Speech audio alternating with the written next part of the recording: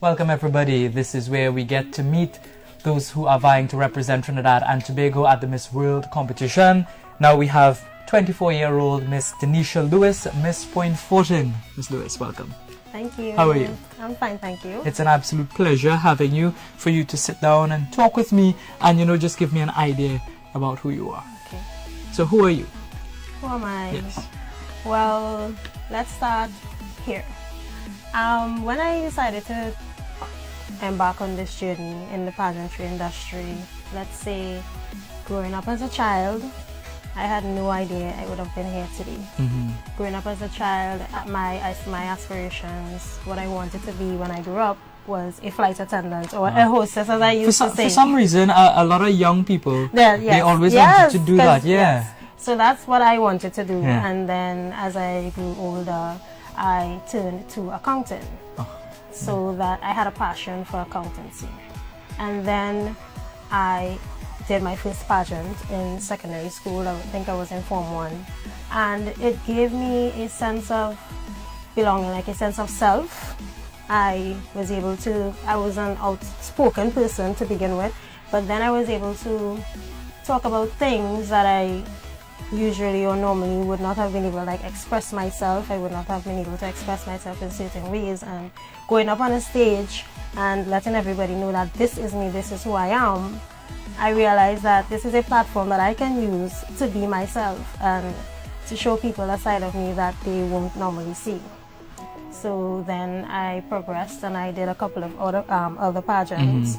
I hold 2 titles. Previously Miss Point Fortin Carnival Queen 2016 and currently Miss Point Fortin Borough Queen 2018. I know you want to get to be Miss World Trinidad and Tobago. Trinidad and Tobago, yes. So some big aspirations there. Now I was reading a little bit about you, and I read that you believe in the philosophy, the future belongs to those who believe in the beauty of their dreams. Yes.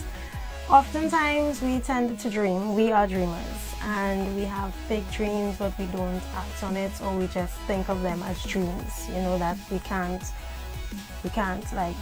go on this journey. We dream that, okay, I dream that I want to be a model. Let's see, I want to be a model, and I'm like, no, I don't think I can do this. Self-doubt. And I believe that once you believe in your dreams and you take that step towards achieving those dreams or goals, I think once you believe in your dreams, then anything is possible. And this is a dream that you're living? Yes, I am. Yes, it is. I am living the dream. What was your motivation to get involved in this Miss World competition? At first I would have said, well, this is a question that's being asked a lot. And at first I would have said, well, it was actually my friends and my family pushed me. Yes, I have a love for pageantry, but at this level it's a lot of thinking that has to go into it. And I would say, well, my friends and family pushed me. But then I got to thinking that there's a bigger something there. Like, why do I actually want to do this? And then I came up with a few things. Love of self, love of country, love of humanity. And when I say love of self, as I said before, this pageantry has introduced me to myself, who I am. I am able to stand on a stage and be a better version of myself, show everyone a better version of me, and I am able to just go out there and feel confident, and I don't want to use the term sexy, but Yes. And then when I say love of country, I mean we live in this multicultural nation, and we have so much to offer, and I think that once we love our country and we want to go out there, I want to go out there in China and show everyone what we have to offer as a nation. And I know you're a big fan of the steel pan. Oh yes. And I know you have played steel pan, Tornado, Steel Orchestra, NGC, Labre, Nightingales, and Caribbean Airlines as well. Yes, I am. I started playing pan in 2009. It was something that I've always heard about through my father. He was a pan player when he was growing up. And I was introduced to pan in 2009, and I instantly fell in love with it. I mean, it connects you. I know everybody has a connection to music. Everybody can relate when I say that. Music, regardless of the medium used, you have a particular connection to music, and I felt this connection. I was able to express myself through music as I am able to express myself through pageantry. And I fell in love with the steel pan, and I'm able to play all types of pans in terms of like bass, guitar. I'm very versed in pan. And I think that initially, I'm not sure if we're going to touch on that as yet, but initially I wanted to use the steel pan. Again, as I said, the steel pan is more, we have so much more to offer through steel pan. It's not just the national instrument of Trinidad and Tobago. I mean, it's one of the only instruments created through recycling. And I wanted to use it as a form of musical therapy, and then, you know, like to access humans, like their cognitive needs, social needs, physical needs. You know, that is what I wanted to do with my passion for the steel pan. Yeah. And with that passion, do you think that it would be a platform for you to advance that by being in this Miss World competition? Initially, that is what I wanted to do. And yes, it is something that I want to push through as I embark on this journey.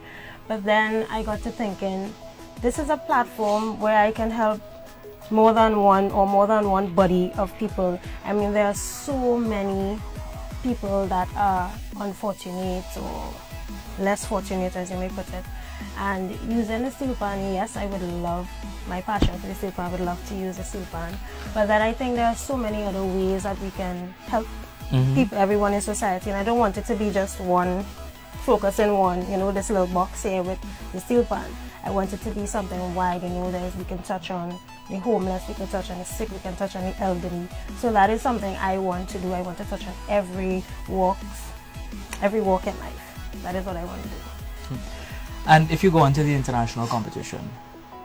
Well, I must say that I think it's something I feel like, okay, Miss World B2 is a purpose.